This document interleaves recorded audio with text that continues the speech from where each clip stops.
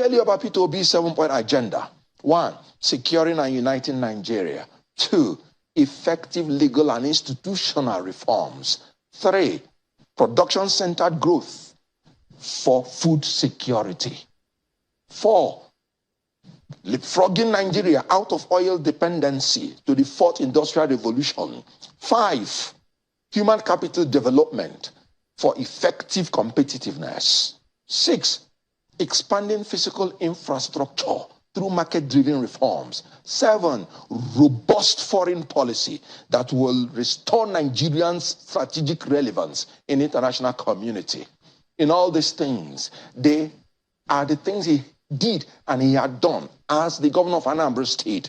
Recall, when he was in Anambra State, insecurity was so removed that the IG of police then, Mohammed, said within 5 years of Obi regime, no successful bank robbery took place. None. It's on record. The kidnapper, Evans, ran away from Anambra State. And he said Obi security tactic chased him away. Obi was the first person who started demolishing any home that is owned by kidnappers. And you know what? He said he is going to implement this thing through 3-level policing: federal, state, and community. He used the community vigilante. He was one of the governors that did it. Obi inherited, via Chiu, the first governor of Anambra State, PDP. He was the only governor in PDP that was not returned because of his maladministration. Chinwo Kemba didn't do. So, Gige had a stopgap. And after that, Obi came in. So he inherited terrible Anambra State.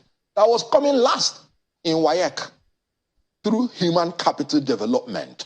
Within 2 years, Anambra State started coming first in WAEC. So can you imagine?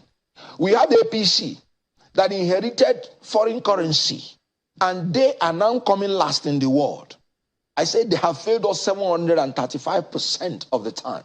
Then Obi inherited an educational system that was last and catapulted it to second, to first, within 2-3 years. And I'd like to ask you this. So those who will question, because the capacity of Mr. Peter Obi, if you put him on the same pedestal with some of his opponents or some of his fellow contestants in the race, for example, you look at least 3 or 4 of them have been former governors of their states.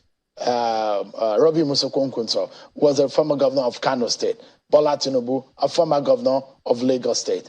Peter Obi, a former governor of Anambra State. Atiku Abubakar was elected but became a vice president eventually. So they talk about their profile, their track record when they were governors, and those who will say, oh, Peter Obi that you're talking about, under him, you talk about education system in Nigeria, under him there was a strike and on ending for about 13 months or thereabout.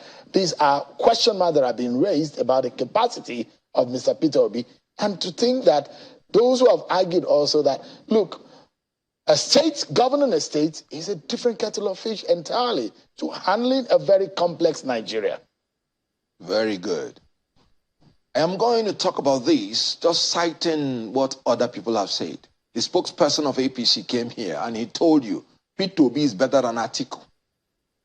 And the reason is because Peter Obi was in a position to take executive decisions and Atiku has never been. So that's settled. When you talk about Tinubu, you just say former governor. He has not held any other post except former governor. Good.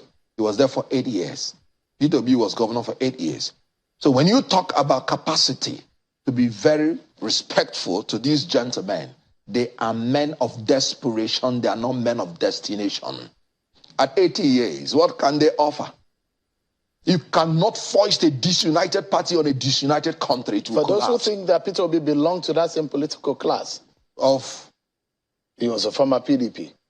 Now he left I mean, how would you define Peter Obi? Yes. If you say, would you say that Peter Obi is cut from the different cloth? All right. Because he was a former PDP member. Okay. Now, and you've criticized PDP. Very good. I wish you were sitting here and I'm sitting here, and I will ask you some very tough questions. When he was in PDP, did he, by any means, occupy any executive position for which he took any decision? None. I was in PDP, entered APC, and I'm in Labour. He was the governor of Anambra State, APGA.